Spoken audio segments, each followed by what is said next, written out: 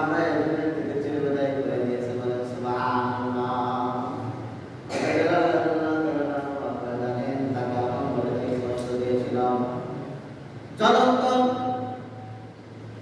এমন ভাবে তার ওরা মাথার উপরে শুয়ে দিয়েছিল, বুকের উপরে পাথর চাপা দিয়েছিল, তারপরেও তিনি তার মুখ থেকে কখনো আহাত নামটা বিরত রাখতে পারে না।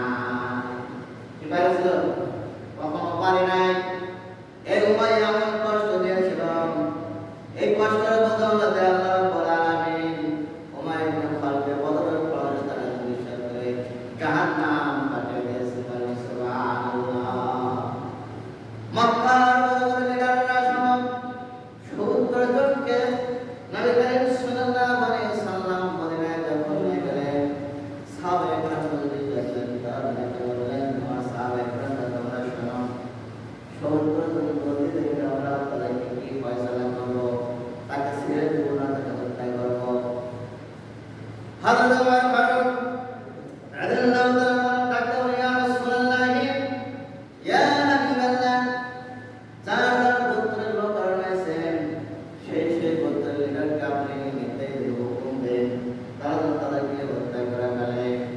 আবু বকর সিদ্দিক রাদিয়াল্লাহু তাআলা ডাকতে বলে ইয়া রাসূলুল্লাহ ইয়া হাবিবাল্লাহ, এই সমস্ত লোকেরা তো আপনার বংশধর, আপনার কয় বংশের লোক রয়েছে, মক্কা থেকে আপনার সাধারণ সমস্ত লোক এসেছে, তাদেরকে মুক্তি করুন, টাকা পয়সা দিয়ে মুক্তি দাও। আব্দুল্লাহ ইবনে রাওয়াহা বলেন ইয়া রাসূলুল্লাহ ইয়া হাবিবাল্লাহ, আপনারা এই সমস্ত লোকদেরকে আপনি জঙ্গলের কাঠ কেটে তাদেরকে নিয়ে এসে আগুন করে দাও। নবী করিম সাল্লাল্লাহু আলাইহি ওয়াসাল্লাম ডাকতে বলেন সাহাবারা, আমি এদেরকে মুক্তি দিয়ে তাদেরকে আমি কি করে করতে চাই, তাদেরকে আমি মুক্তি দিতে চাই টাকার বিনিময়ে। এক লোককে 1600 দিরহাম দিয়ে তাকে মুক্তি দেওয়া হবে। সবাই যখন মুক্তি পেয়েছিলেন, সোনা দানা নিয়ে আসলেন, 1600 দিরহাম নিয়ে আসলাম, কিন্তু আবুল আস তিনি এখন ইসলাম গ্রহণ করেন নাই। তিনি যখন তার সোনা গহনা রাসূল করিম সাল্লাল্লাহু আলাইহি ওয়াসাল্লামের দরবারে হাজির করলেন, দেখলেন যে সোনা গহনার মধ্যে হযরত খাদিজা রাদিয়াল্লাহু তাআলার একটা হার রয়েছে।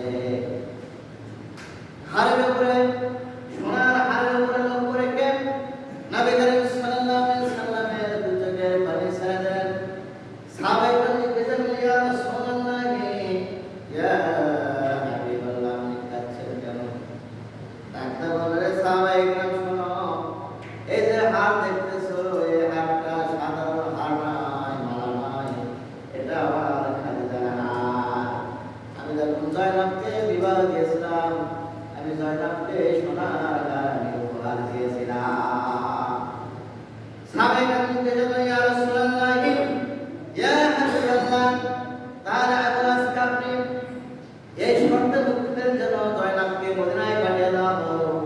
পরবর্তীতে জয়নব রাদিয়াল্লাহু তাআলা চলে আসলেন, আবুল আসলাম কালেমা পড়ে মুসলমান হয়ে গেল বলেন সুবহানাল্লাহ। নবী করিম সাল্লাল্লাহু আলাইহি ওয়াসাল্লাম আস্তে আস্তে 1600 দিরহাম দিয়ে তারা মুক্তি দিচ্ছিলেন। যাদের নিকট টাকা পয়সা সোনা দানা নেই, কি করবে তারা? নবী করিম সাল্লাল্লাহু আলাইহি ওয়াসাল্লাম ডাকতে বললেন যে সাহাবারা,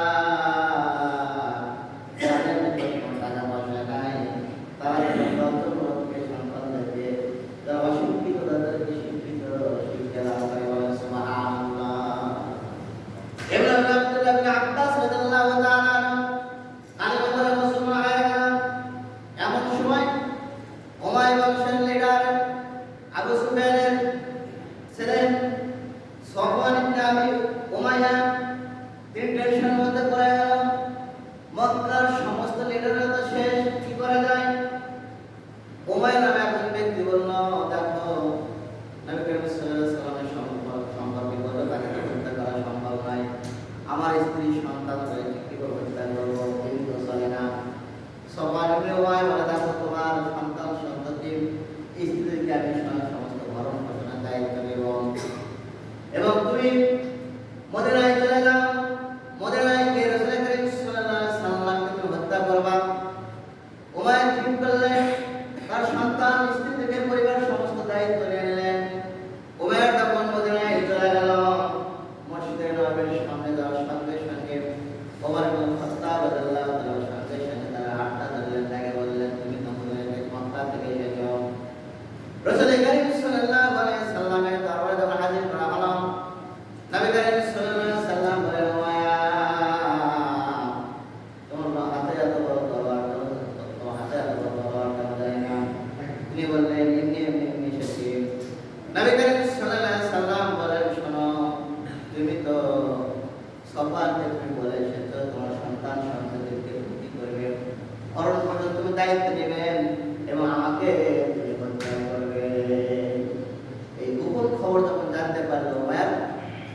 তিনি হতভম্ব হয়ে গেল।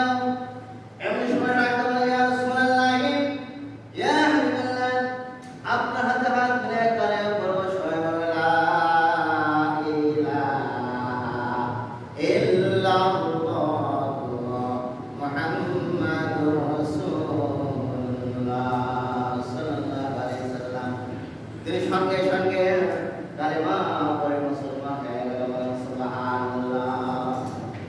নবী করিম সাল্লাল্লাহু আলাইহি ওয়াসাল্লামকে মদিনার লোকেরা, মক্কার লোকেরা জন্মভূমিতে থাকতে দিল না। সেই সমস্ত লোকদেরকে মুক্তিপণ দিয়ে তাদেরকে মুক্তি করে দিল।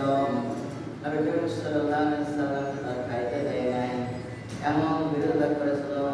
সমস্ত লোককে তারা কি করে দিল? মুক্তি দিয়ে দিল। এমন সময় নবী করিম সাল্লাল্লাহু আলাইহি ওয়াসাল্লামের যে সমস্ত সাহাবা ছিল, শাহাদাত বরণ করেছিল। আনসার সাহাবা শাহাদাত বরণ করে 6 জন, মুহাজিরিন শাহাদাত বরণ করেছিল 8 জন। এর মধ্যে হারিস ইবনে শুরাকা রাদিয়াল্লাহু তাআলা আনহু, তিনি হচ্ছেন আনসার সাহাবা, শাহাদাত বরণ করেছেন। আব্দুর রাউফ ইবনে হারিস রাদিয়াল্লাহু তাআলা আনহু 3 নম্বর, মুআদ ইবনে হারিস রাদিয়াল্লাহু তাআলা আনহু 4 নম্বর, সাদ ইবনে কাইস রাদিয়াল্লাহু তাআলা আনহু 5 নম্বর, মুবাশশির ইবনে আব্দুল মুত্তাজির রাদিয়াল্লাহু তাআলা আনহু 6 নম্বর, ইয়াজিদ রাদিয়াল্লাহু তাআলা আনহু। নবী করিম সাল্লাল্লাহু আলাইহি ওয়াসাল্লামের এখন সাহাবার নাম ছিল ইয়াজিদ বিন সুবহানাল্লাহ। সাহাবার নাম কি ছিল? এই সাহাবার নাম কি ছিল? ইয়াজিদ। ইয়াজিদকে যেন ওই ইয়াজিদের সঙ্গে তুলনা করা যাবে না। এই 6 জন আনসার সাহাবা বদরের প্রান্তরে তারা কি হয়েছিল? শাহাদাত বরণ করেছিল। বলেন সুবহানাল্লাহ। আর মুজাহিদ যারা মক্কা থেকে মদিনায় হিজরত করেছেন, এমন 8 জন সাহাবায়ে কেরাম রিদওয়ানুল্লাহি তাআলা আলাইহি আজমাইন তারা শাহাদাত বরণ করেছেন। এর মধ্যে হলো উবাইদুল্লাহ ইবনে হারিস রাদিয়াল্লাহু তাআলা আনহু, উমাইর ইবনে আবি ওয়াক্কাস রাদিয়াল্লাহু তাআলা আনহু 3 নম্বর, জামা ইবনে আবু সাঈদ রাদিয়াল্লাহু তাআলা আনহু 4 নম্বর, আকিল ইবনে আবি বুকাইর রাদিয়াল্লাহু তাআলা আনহু 5 নম্বর, আবরা রাদিয়াল্লাহু তাআলা আনহু 6 নম্বর, মিহজাব রাদিয়াল্লাহু তাআলা আনহু 7 নম্বর, সুমাইব রাদিয়াল্লাহু তাআলা আনহু 8 নম্বর, হারিস ইবনে আবি হারিয়া রাদিয়াল্লাহু তাআলা আনহু 14 জন সাহাবায়ে কেরাম বদরের প্রান্তরে শাহাদাত বরণ করেছেন। বলেন সুবহানাল্লাহ। শাহাদাত বরণ করেছিল আল্লাহ রাব্বুল আলামিন তাদের জন্য জান্নাতের সুসংবাদ দিয়েছেন। বলেন সুবহানাল্লাহ। সময় দাঁড়িয়ে বদরের প্রান্তর থেকে আমাদের শিক্ষা গ্রহণ করতে হবে। কি কারণে এই বদরের যুদ্ধ হয়েছিল? এখান থেকে আমাদের শিক্ষণীয় বিষয়টা কি? 1 নম্বর শিক্ষণীয় বিষয় হলো বদরের প্রান্ত থেকে যেন আমরা সবাই আল্লাহ তাআলার উপর সম্পূর্ণ ভরসা করি। বলেন সুবহানাল্লাহ। তারপর ভরসা করব, সম্পূর্ণ ভরসা হবে তার উপরে, আল্লাহর উপরে ভরসা হবে। কারণ বদরের প্রান্তরে মাত্র 313 জন সাহাবায়ে কেরাম, তাদের তরল ছিল হচ্ছে কি? খেজুরের ডাল। কি ছিল? খেজুরের ডাল। আর মক্কার মুশরিকরা তাদের সঙ্গে ছিল 1000 বাহিনী, ট্রেনিং প্রাপ্ত সেনাবাহিনী। আর সাহাবায়ে কেরাম কি ছিল? মাত্র 8টা ঢাল ছিল, 70টা উট ছিল, 2টা ঘোড়া ছিল। তাহলে কার ভরসা করেছিল? কার উপরে? তাহলে আমাদের শিক্ষণীয় বিষয় হলো সব সময় আমাদের বিপদ মুসিবত আসলে ভরসা করব কার উপরে? আল্লাহ পাকের উপরে। কারণ তিনি আমাদের বিপদ দিতে পারেন, মুসিবত দিতে পারেন না? হযরত আইয়ুব আলাইহিস সালাম আল্লাহ তাআলা পরীক্ষা করেছিলেন 18 বছর। 18 বছর এমন পরীক্ষা করার পর তিনি পরীক্ষায় উত্তীর্ণ হয়েছেন। বলেন সুবহানাল্লাহ। বদরের যুদ্ধ থেকে 1 নম্বর আমাদের শিক্ষণের বিষয় ভরসা করবো কার উপরে? ভরসা করবো একমাত্র আল্লাহর উপরে। পৃথিবীর কোনো মানুষের উপরে ভরসা করব না। এরপরে 2 নম্বরে বিষয় হলো ঈমান এবং তাকওয়া। তাকওয়ার সবচেয়ে বড় শক্তি ঈমান এবং তাকওয়া। ঈমান এবং কি? তাকওয়া।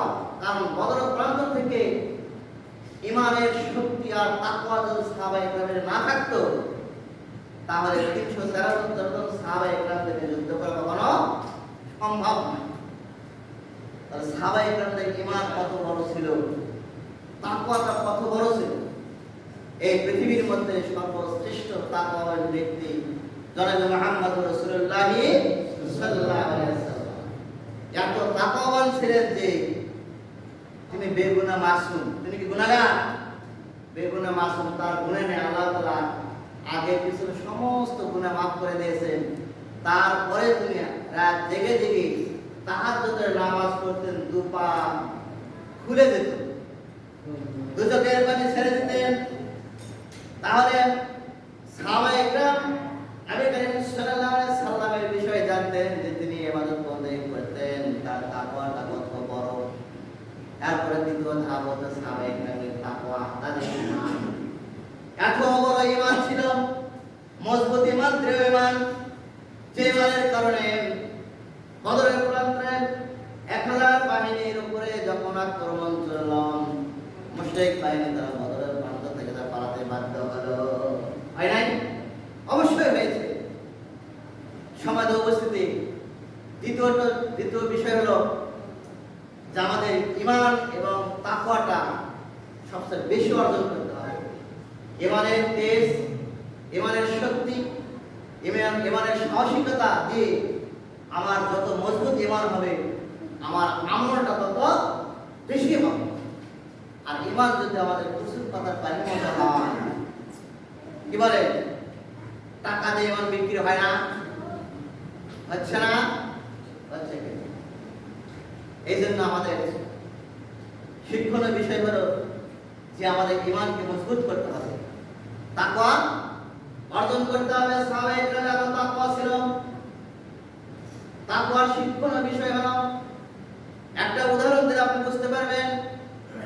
হযরত আলী রাদিয়াল্লাহু তাআলা স্বপ্নে দেখছেন, শাসন আমল ছিল, দ্বিতীয় খলিফা ওমর রাদিয়াল্লাহু তাআলা, তার শাসন আমল।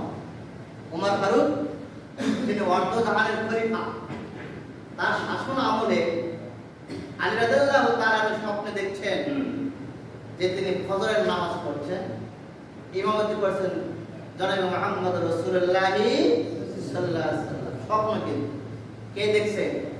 আলী রাদিয়াল্লাহু তাআলা। ফজরের নামাজ শেষে আলী রাদিয়াল্লাহু তাআলা লক্ষ্য করলেন একজন মহিলা এক খাসা খেজুর নিয়ে আসলেন।